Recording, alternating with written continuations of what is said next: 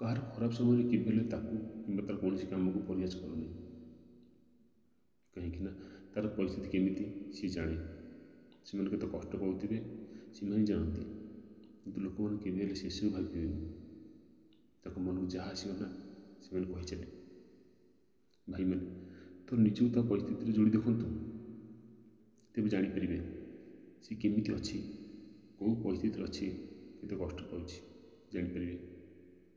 ସେଭଳି ଲୋକଙ୍କୁ ନା ସାହାଯ୍ୟ ନ କର ପଛକେ କେବଳ ତାକୁ କେବେ ପରିହାସ କରନ୍ତୁ ନାହିଁ କି ତାର ସାହସ ଭାଙ୍ଗନ୍ତୁ ନାହିଁ, କାରଣ ଜାଣନ୍ତି ସେଭଳି ଲୋକ ଭାଙ୍ଗି ପଡ଼ୁଥିବା ସମୟରେ ନା ଛିଡ଼ା ହେବା ଶିଖିଛନ୍ତି।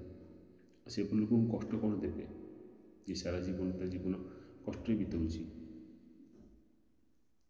ଯଦି ଭଲ ଚାହୁଁଛନ୍ତି କି ଭଲ ଚିନ୍ତା କରୁଛନ୍ତି, ତେବେ ତା ସହିତ ବନ୍ଧୁତାର ହାତ ବଢ଼ାନ୍ତୁ। ଦେଖିବେ ବନ୍ଧୁତାର ହାତ ବଢ଼େଇବା ନା କି ଜୀବନରେ କେତେ ଖୁସି ଦିଏ ଜାଣିପାରିବେ।